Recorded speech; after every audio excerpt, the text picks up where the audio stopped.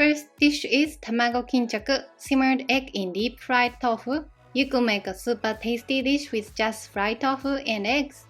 Fried tofu can be frozen, so please buy it. Buy these thin fried tofu for this dish. I'd cut this in half and put an egg in that pocket. The size of the egg used will determine which position to cut the fried tofu. For small size eggs, cut in the middle. For medium size eggs, cut a little larger than the middle. If using larger size eggs, cut even longer. My eggs are medium sized, so I cut them around here.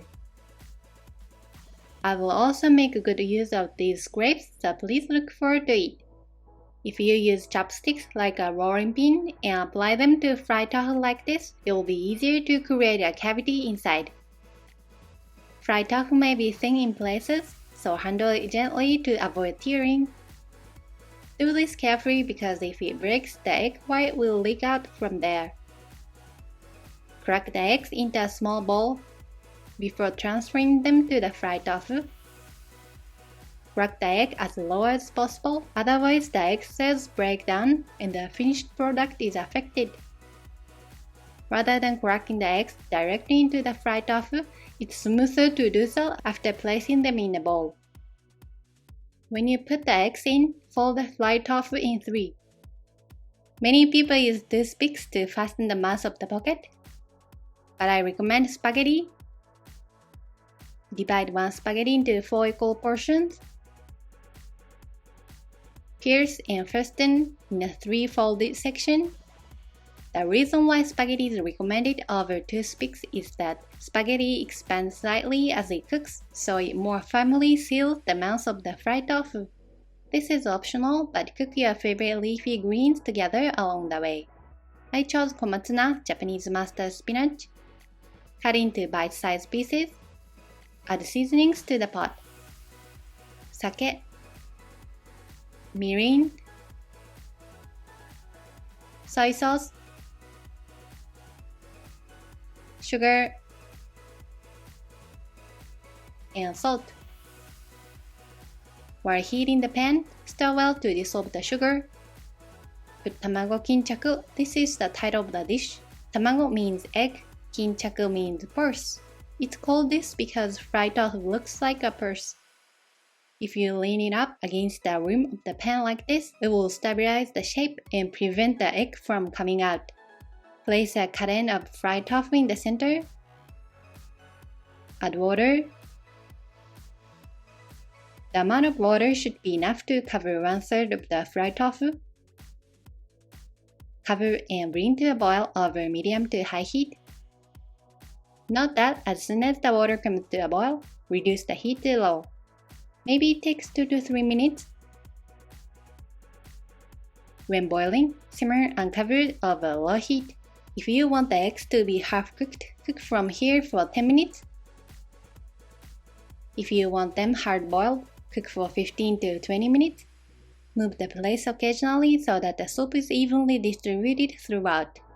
If you are making 4 of them like this, I recommend making them in a smaller pot like this one. Once some of the heat has been reached, there is no need to worry, but until then, the eggs may leak if the fried tofu falls over in the pan, so a smaller pan is recommended. Also, if it slips down, pull it up with chopsticks. There is no problem with a little egg white leaking out though. Today I want it to be semi-cooked, so I cook it for 10 minutes.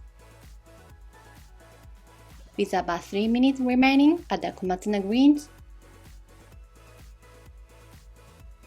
This cooks quickly and should be removed in 2 to 3 minutes. After 10 minutes, check the contents of the fried tofu. This is perfect melty egg. It tastes even better if you remove it from the heat and leave the fried tofu soaked in the broth for a while to let the flavor soak in even more. These pieces are perfect when used as toppings for udon, soba, or somen noodles.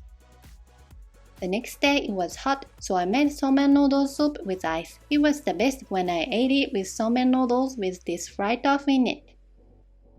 Next one is beef and egg bowl. Gyu-toji don. Beef bowls are delicious, but this fusion bowl with egg in it is also great. First, cut onion and thinly slice the beef. Put onion and 3 tablespoons of water in the pan. I was supposed to add a pinch of dashi powder here, but I forgot. Don't forget folks, it tastes good without it, but it's even better with it. Add sake, mirin, soy sauce, and sugar. Cook onions over medium heat, stirring any seasonings. Cook until onions are tender. Meanwhile, prepare the eggs. 1 egg is acceptable. I used 2 eggs this time. You can mix them all together, but save 1 yolk for topping. It's recommended that the white and yolks be somewhat separated rather than completely mixed. When the onions have softened somewhat and the sauce has reduced slightly, add the beef. Let the beef soak up the flavor as you spread it up. Reduce the amount of sauce while simmering over low heat. This will give it a strong flavor. When the sauce is almost gone, bring it to a boil again over medium heat and add the eggs. This is your preference, but it's better to put the white in first. The egg white takes longer to cook than the yolk, so cook the white first and then add the yolk to make the yolk mellow. Add the yolks and immediately turn off the heat. Preheating allows the eggs to cook to a certain extent. If you want to cook it thoroughly, cook it further. Serve rice in the bowl and place the beef and egg on it. Finish by topping with green onions, egg yolk, and red pickled ginger.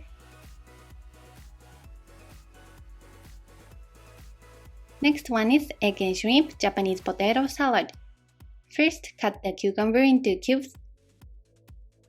Cucumbers in potato salad are often sliced into very thin rounds, but this way of cutting them gives them a crunchy texture that is great. Since they are very moist, wrap them in paper towel and drain lightly. Next, cut the potatoes into small pieces and mash them. Some people cook potatoes in a pot with the skin on, but I prefer to cook them in the microwave because I don't want to wash the pot. I cook them for 6 minutes at 500 watt. Onions do not have to be chopped, but cut them as thin and small as possible.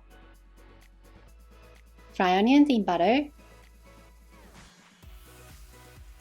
Shrimp are also added to it and cooked. Toast the butter well throughout. Sprinkle salt and pepper, garlic powder, and sugar. Many people put onions raw in potato salad, but I think it tastes better this way as they are not as pungent and soak up the flavor well. When shrimp are cooked, turn off the heat. Mash the potatoes as they soften. Combine the onion and shrimp with the potatoes. Cut shrimp into small pieces before mixing. You may also cut them before stir frying. I saved 2 shrimp for topping. Of course, you can cut and mix all the shrimp. These things are all warm, so keep them together and let them cool. This time I used hard-boiled egg and soft-boiled egg. Prepare boiled eggs of the desired firmness. Here, the hard-boiled yolks are mixed with potatoes, and the remaining whites are cut into cubes. This adds a new texture to the salad. This was leftover semi-cooked egg from another dish, so I will use it as a topping for potato salad. Cut into desired size. Semi-cooked eggs are beautiful to look at. Mix the yolks from earlier with the potatoes. When the potatoes are completely cooled, mix with cucumbers. Then add mayonnaise. Please try with Japanese mayonnaise. Today I add ketchup as a secret ingredient. A little bit of ketchup, just enough so you don't feel it, adds depth of flavor and makes for a truly tasty salad. Add black pepper too. Taste and add a little more salt and pepper. And mayonnaise if it's not enough. Use lots of eggs for a marvelous salad. Sprinkle with Parmesan cheese and parsley. What is your recommendation for potato salad or egg salad in your country? Please share. Next one is egg wrapped in meat. First of all, let's make soft-boiled egg. Put the eggs right out of the fridge into boiling water. Place the ladle once and then gently throw it in. Boil for 7.5 to 8 minutes to get a nice semi-cook. Rotate the eggs several times during the process so that the yolk is centered. After 7.5 minutes, remove the eggs and immediately place them in ice water. Shell the eggs and pat dry with paper towels. I prepare thin slices of pork loin for the meat. Use thin slices of meat of your choice. Sprinkle salt and pepper on one side of the pork. Sprinkle a light dusting of flour on the same side. After removing the water from the egg, roll the pork. One slice is not enough, so use 2 slices. Gently grip the pork as you hold the rice bowl and firmly stick it to the pork. I was a little short on meat and reduced the number of eggs to 3. Sprinkle a light dusting of flour on the outside. This makes it harder for the meat to peel away from the egg, and it also helps the meat to mix well with the sauce later. Fry them in a fry pan until it changes color. If it burns, add oil. Next, let's make the sauce. Put sake, soy sauce, mirin, sugar, and rice vinegar. Mix well. When the meat is cooked, pour in the sauce. Let the sauce simmer while you toast the meat with the sauce. When the sauce has thickened slightly, turn off the heat. You can make the sauce even more thick. If so, reduce the amount of sake. Add the eggs nice and half-cooked. It's a great success. It's eaten with plenty of sauce. It's great as a side dish for drinks or to eat with rice. Next one is chicken and egg simmered in refreshing ponzu sauce. The most distinctive feature of this dish is the use of ponzu sauce. It's made from citrus juice, soy sauce, rice vinegar, and so on. If you have ponzu, of course you can use that. But today I will also teach you how to make ponzu from scratch. The essential ingredient for making ponzu is some kind of citrus juice. There are many different citrus fruits in Japan, and I really wanted to use the yuzu and kabosu, but I could only get lime. This was the first time I made it with lime and it was quite tasty. I hope everyone will give it a try. Make plenty of lime juice. Today we will show you how to make ponzu when using 1 lime. Add soy sauce, rice vinegar, mirin, and dashi powder. I use kombu dashi powder and bonito dashi powder. Either one is fine, or you can add finely powdered dry bonito flakes. I compare the taste of the ponzu I just made with the ponzu I bought in my fridge. The very refreshing lime aroma is extremely nice. Soy sauce and other seasonings blends also seems to be a good mix. After having my husband taste it, he said I should add more bonito dashi powder, so I added it. Ponzu can be used as a dipping sauce for gyoza, salad, and so on, so please try making it. Today I will use this ponzu to make a delicious stew.